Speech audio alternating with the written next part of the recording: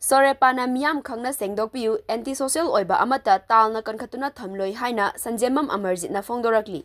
Socialist Revolutionary Army Sorepa Kangleipak na tha asigi tarada print amadi Electronic Media Singda Drug karbar touba meewoi 50 gi Ming Miyamda laothorakkhi. Maduda Thoubal Ningombam dagi ibomcha amadi Mela Ground dagi Michael gi Ming hapchilakpa asina Thoubal gi Miyamna trace out tobada chamamnaba ama oihalle haina Thoubal Apunba Lup talna Fongdorakli. Thoubal Achouba Multipurpose Committee Hall da pangthokpa paumi singa unaba amada talgi Publicity and Information Secretary Sanjembam Amarjit na haikibada Sorepa na Ming Laothokpada Yaorakliba meewoi ani asi Thoubal Apunba Lup na konba mafamgi meewoi oiramba amadi media da hapirakpa matamda meewoi sing asigi particular yumnak mama-mapa chahi amasung laikai haplaktaba asina meewoi ani asi thigatpada khangba ngamdre. Thoubal Mela Ground dagi Michael asi Mela Ground da amakhak fangjai tal na khangliba Michael asi oiramlabadi tal amadi laibak miyamda angakpo oina thokle. Michael hairiba meewoi asi angang oiringai schooling matamdagi miyamgi amadi tungi mirolgi chawkhat thorang kayada ngasi fauba chokthaba naidana hotnariba meeyoini. Sports Authority of Indiagi Assistant Director SAI NRC oiduna lamdam asigi sanaroi kaya national amadi international gi thakta puthokhiba amadi international coach oiduna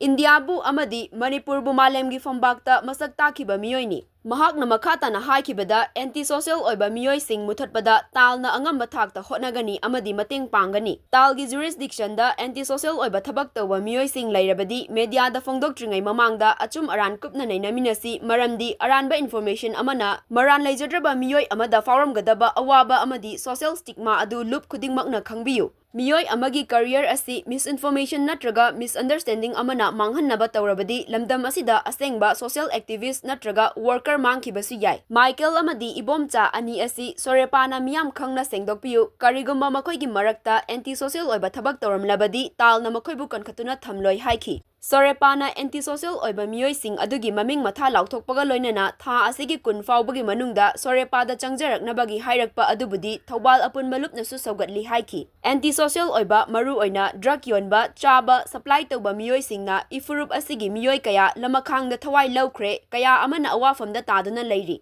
Masina huran chinthi amadi nupi angangi crime masing khangdana hingathanba amadi chamjaraba meewoi kayagi punsibu lana lamjingbiri haikhi. Anti-social oiba thabak asina leibaki law and order da akaiba piduna Manipurgi national economy da yamna soksilhalli haibasi miyamna khangi. Anti-social oiba thabak sing lengak amadi local clubs mera paibi amasung CSO na chingba kayana thingduna laklibani hairaduna society da achouba crime tawa meewoi sing asi society asigi yeknabani haiki. Michael asi hauzik Thoubal gi local club kuntra mangana punsilaga semba apex body talgi chief advisor amadi Thoubal amasung Kaksing district Apunba Lup tagtalgi advisor na miyamgi thogai kayada lamjing lamtakliba kha Michael gi atangba social worker amani tal amadi miyamna ngasi faubada Michael na anti-social oiba thabak amata tawkhiba amadi chenakhiba thengnadri. Sorepa gi cherol aduda palliba Michael adu amuktanga kupthana yengsinbiyu loinana kanagumba singna lana information pisinba oiramabadi Miyam Khangna Sengdokpiyu haireduna Sorepa na achumba amadi